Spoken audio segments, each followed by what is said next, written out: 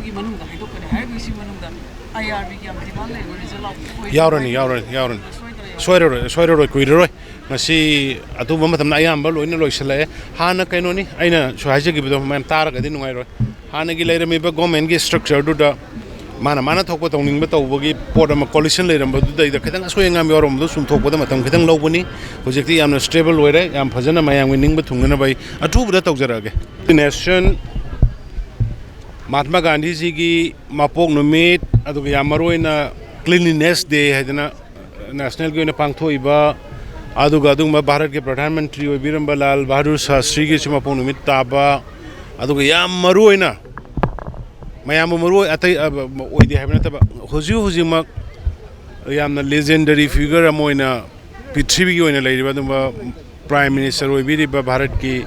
Modi ji ki seba pakwara ki numitra mangani suba yamna mangoda angakpa magi mapok numit pu cake pijabagi mahutta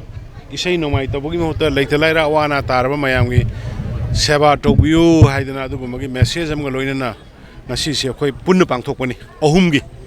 masidai ina Manipur gi miyam da ai hoji laksari se gi minister colleague party gi leiriba mayam se torkan khoi sidai da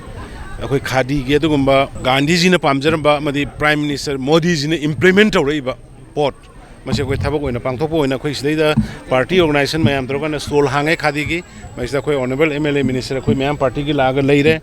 masida ina message tawni khoi honorable prime minister Modi ji gi matung ina mana pamjaba mugi matung ina khoi di Manipur gi government gi oina so khoi order thokre Manipur gi government gi lebiri ba office khuding da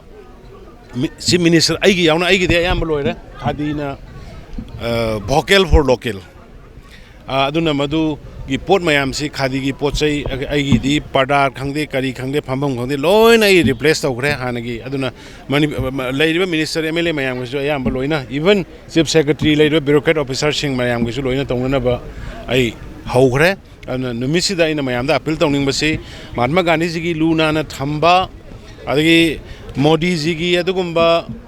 miyam siga loina na satpa sabke sath sabke vikas sabke prayas sabke biswasi ki team wak oiba magi wakhalon se masidai da Manipur gi miyam na punna satminasi punna ikoi support tominasi aduga local vocal support toksi khadi gi posak isa gi posak aduga khoi gi self reliant atmanirbhar Bharat hena paktok chakthok hana bai ko hona si ngamna bo hona si aduga magi yamna pamjaba luna na thamba sengarang makta da magi khoi gi amit shavar haidi leiriba pukhri turel mayam si luna na thamakanda national pirei ba isingbu yoksan ba aduga thamba aduga kano the cleanliness mafam punamakta Bharat ki mafam punamakta luna na thambagi aduma mission sida akhoi punna satminna si haiba wafam se ai thamningi loina na Bharatiya Janata Party ki Manipur ki karikata mayam na handaki seba pakora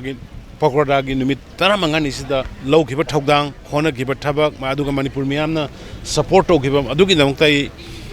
Bharatiya Janata Party ki president